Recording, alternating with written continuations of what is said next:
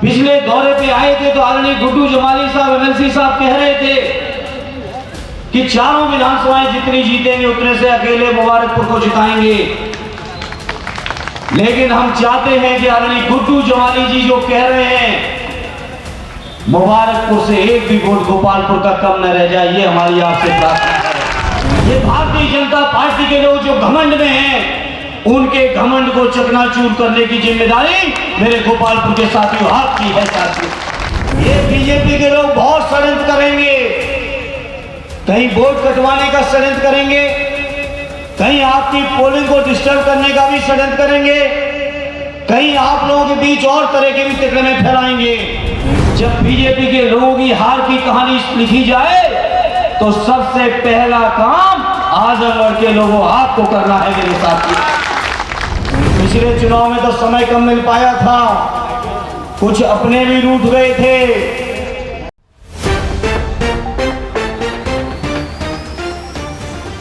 आजमगढ़ से आदरणीय अखिलेश यादव जी ने मुझे एक बार फिर उम्मीदवार बनाया है, तो मैं अपने गोपालपुर के साथियों आपके बीच प्रार्थना लेके आया हूं।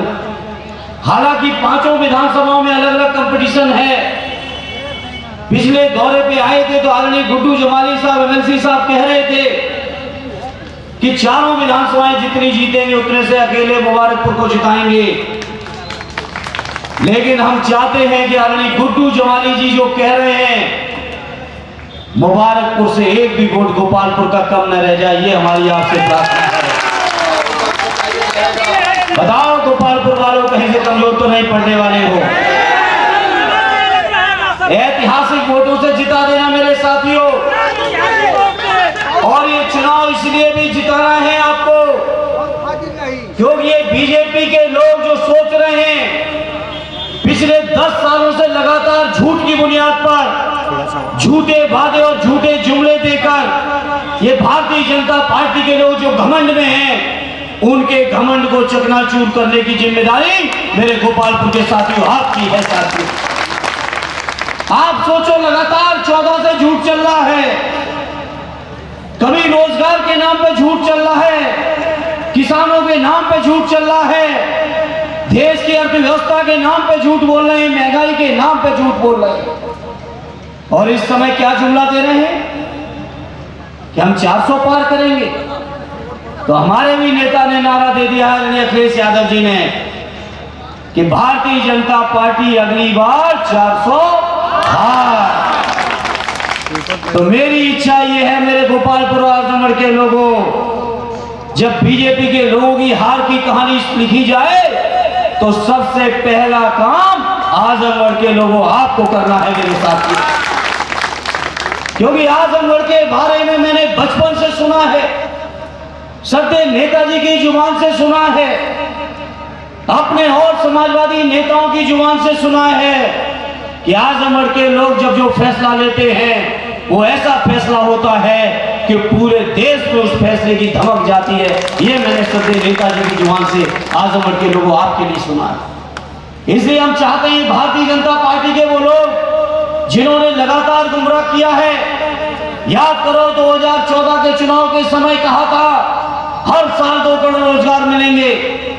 उसी समय उन्होंने कहा था महंगाई कम करेंगे। उसी समय उन्होंने कहना शुरू किया था किसानों की आमदनी बढ़ाएंगे। और 2022 के चुनाव से पहले कहने लगे थे किसानों की आमदनी 2022 तक दूनी कर देंगे। आज मौका है बीजेपी हमारे साथियों, ये बीजेपी का जो झूठ है उस एक एक झूठ का हिसाब किताब हमें और आपको मिलकर बराबर करना पड़ेगा। साथियों, हिसाब लेना पड़ेगा इन बीजेपी वालों से।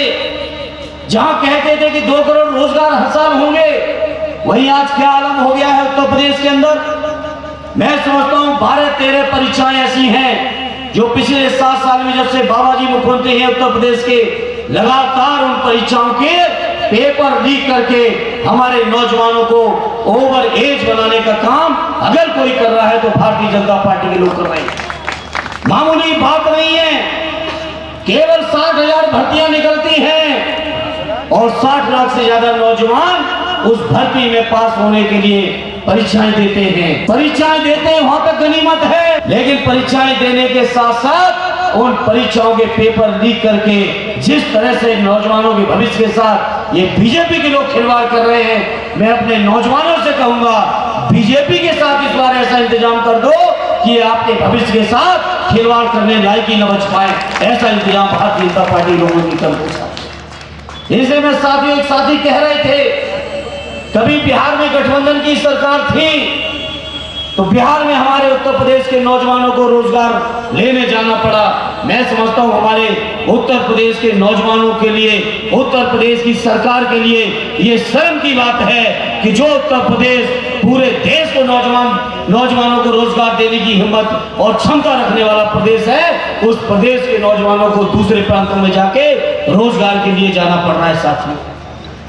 साथियों इस बार ऐसी मदद कर देना, ऐसा सहयोग कर देना कि उत्तर प्रदेश के अंदर आदरणीय अखिलेश यादव जी की इतनी मजबूत ताकत बना देना कि हमारे प्रदेश के नौजवानों को कहीं रोजगार के लिए जाने की जरूरत ना पड़े, अपने प्रदेश की सरकारी नौकरियों में हमारे प्रदेश के नौजवान शामिल रहे। साथियों, किसान भाइयों, याद करो ये बीजेपी के लोग भाषण देते हैं और आजमगढ़ के विकास की बात करते हैं। इन बीजेपी के लोगों से कोई कहे कि थोड़ी शर्म कर लो। मुझे याद है सठियाओं की शुगर मिल का सत्य नेताजी जहां शिलान्यास करने आए थे वहीं 1 साल पूरी नहीं हो पाई थी, 1 साल के अंदर सठियाओं की शुगर मिल का उद्घाटन भी करने का काम अगर किसी ने किया था सत्य नेताजी ने आदरणीय अखिलेश यादव जी के कार्यकाल में किया था। प्रधानमंत्री मोदी जी आए थे उस हवाई पट्टी का उद्घाटन करने, जिसमें जहां तक मुझे याद है आजमगढ़ के अंदर जब माननीय अखिलेश यादव जी मुख्यमंत्री थे तो लैपटॉप बांटने अगर पहली बार कहीं आए थे तो आजमगढ़ की हवाई पट्टी पर बांटने का काम किया था। जिस चीज का उद्घाटन 14 से पहले हो गया है, प्रधानमंत्री जी 24 तक उसी का उद्घाटन करते घूम रहे हैं। साथियों सोचो, आजमगढ़ का मेडिकल कॉलेज, आजमगढ़ की एग्रीकल्चर यूनिवर्सिटी, आजमगढ़ को मंडल बनाना, आजमगढ़ में जितने अस्पतालों की जरूरत हो अस्पताल, आजमगढ़ की शायद कोई सड़क ऐसी रही होगी जिस सड़क को माननीय अखिलेश यादव जी ने 2 गुना और 4 गुना चौड़ा न करके दिखा दिया उस साथियों। तो ये आजमगढ़ के लोगों के लिए माननीय अखिलेश यादव जी और समाजवादी पार्टी के जो विकास कार्य है उसकी एक लंबी फहरिस्त है। उस फहरिस्त को गिनाना शुरू करेंगे तो समय कम पड़ जाएगा। इतनी लंबी फहरिस्त हमारे समाजवादी साथियों के विकास की है आपके बीच में। आजमगढ़ के लोगों में आपसे अपील और प्रार्थना करूंगा, ये चुनाव बहुत निर्णायक चुनाव है।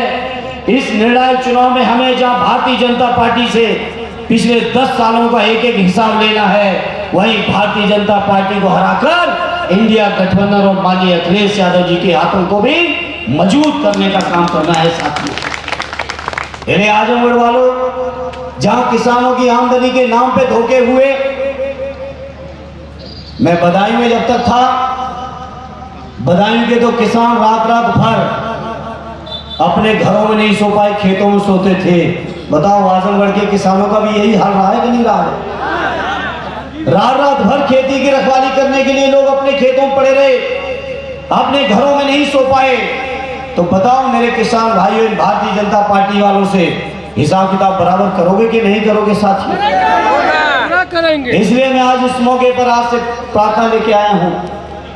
आज का ये कार्यकर्ता सम्मेलन, पहला सम्मेलन यही हो रहा है गोपालपुर क्षेत्र में, और इस कार्यकर्ता सम्मेलन के माध्यम से जहां आप सभी से मुलाकात करनी है, वहीं मैं अपने आजमगढ़ के एक एक कार्यकर्ता साथी गोपालपुर के साथियों से कहूंगा कि आज से ये चुनाव हम मंच वालों का चुनाव नहीं है, आज से ये चुनाव हम लोग आपके हवाले करते हैं। बूथ पे कैसे आपको जिताना है, एक एक बूथ पे खड़े हो जाना। ये बीजेपी के लोग बहुत षड्यंत्र करेंगे, कहीं वोट कटवाने का षड्यंत्र करेंगे, कहीं आपकी पोलिंग को डिस्टर्ब करने का भी षड्यंत्र करेंगे, कहीं आप लोगों के बीच और तरह के भी तिकड़मे फैलाएंगे। लेकिन मेरे कार्यकर्ता साथियों, अगर आप मजबूती से आज से ही अपना अपना बूथ, अपना अपना सेक्टर और जोन अगर आपने संभाल लिया, तो मैं समझता हूं बीजेपी वालों का फिर कोई भी षड्यंत्र आपके आगे चलने वाला नहीं है। बताओ मेरे भाइयों, खड़े होगे कि नहीं खड़े होगे बूथों पे मजबूती के साथ? और बताओ आप सक्षम हो इस बात के लिए कि नहीं हो? तो हम आपसे प्रार्थना करेंगे गोपालपुर के लोगों, जिस तरीके का आपका सम्मान रहा है, आपका नाम रहा है, उसी तरीके से आने वाले 25 तारीख तक इतनी मेहनत कर देना, इतनी मेहनत कर देना। पिछले चुनाव में तो समय कम मिल पाया था, कुछ अपने भी रूठ गए थे, कुछ षड्यंत्र भी हो रहे थे, कुछ जमाली साहब ने भी हमारा आपका नुकसान कर दिया था। आज वो भी हमारे आपके साथ मजबूती के साथ न केवल खड़े हैं बल्कि चैलेंज दे रहे हैं। समाजवादी पार्टी को इतिहास रचने का भी वो प्रयास कर रहे हैं लगातार आदरणीय जमाली साहब। तो बताओ मेरे गोपालपुर के लोगों, रचोगे इतिहास के नहीं रचोगे? कहीं से निराश तो नहीं होने दोगे? मैं एक बात का यकीन और भरोसा गोपालपुर और आजमगढ़ के लोगों आपको दिलाता हूं, जिस तरीके से श्रद्धेय नेताजी ने आजमगढ़ के लोगों को माना समझा, जिस परंपरा को आगे अखिलेश यादव जी ने आगे बढ़ाया, मैं आपसे यकीन और भरोसा दिलाता हूं, श्रद्धेय नेताजी के बनाए हुए रास्ते पर चलते हुए आजमगढ़ के लोगों आपकी सेवा में, आपके मान में, आपके सम्मान में और आपके स्वाभिमान में किसी तरह की कोई कमी नहीं आने दूंगा। ये मैं आप सभी को यकीन और भरोसा दिलाना चाहता हूं साथियों। CIB इंडिया न्यूज की सभी खबरों को देखने के लिए लाल रंग की बटन को दबाकर चैनल को सब्सक्राइब जरूर करें, घंटी जरूर दबाएं ताकि हमारी सभी खबरों के नोटिफिकेशंस आप तक पहुंचते रहें।